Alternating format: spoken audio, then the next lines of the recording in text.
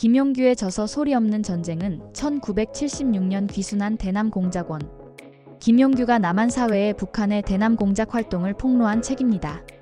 이 책에서는 북한이 남한의 주요 기관에 인재를 침투시키기 위해 실행한 여러 전략과 그중 하나로 알려진 김일성 장학생에 대한 내용이 언급됩니다. 책에 따르면 김일성은 다음과 같은 대남 공작 전략을 지시했다고 전해집니다. 김일성은 우수한 남한 인재를 선발해 북한이 지원하는 장학금으로 육성하거나 간접적으로 지원하는 방식으로 이들을 사법, 행정, 입법기관에 침투시키는 전략을 사용하라고 지시했습니다.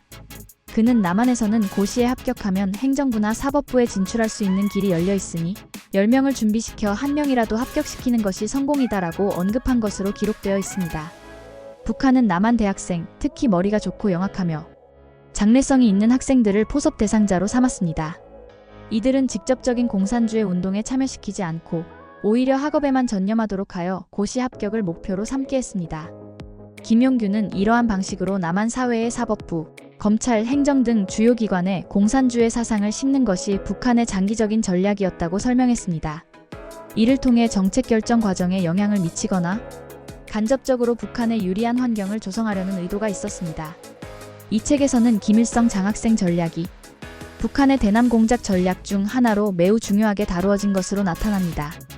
일부 매체에서는 김일성 장학생과 우리법연구회, 국제인권법연구회 간의 연관성을 제기합니다. 예를 들어 공안검사 출신 고영주 전 방송문화진흥회 이사장은 법관의 대부분이 김일성 장학생입니다. 간첩을 처벌하지 않는 것이 법을 제대로 적용하는 것처럼 국민들을 호도해왔습니다. 라고 주장했습니다. 그는 또 황장엽 씨는 우리나라의 간첩이 5만 명이라고 했습니다. 그리고 김국성 씨는 우리나라의 간첩이 15만 명이라고 주장했습니다. 그 중간인 10만 명이라고 추정해도 우리나라 곳곳에 간첩이 도사리고 있다는 것은 예상할 수 있는 사실입니다. 라고 했습니다. 우리법연구회는 1989년 창립된 법관들의 공개적인 연구 모임으로 사법부의 독립성과 민주화를 추구하며 진보적인 법 해석을 연구하는 단체로 알려져 있습니다.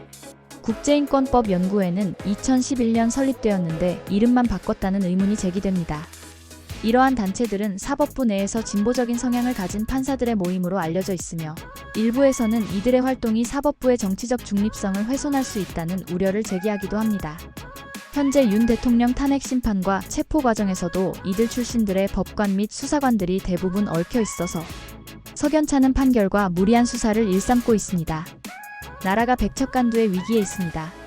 친중 친북 세력의 간악한 음모에 대해 정신을 바짝 차리지 않으면 나라는 본격적으로 망하는 길로 들어설 것입니다.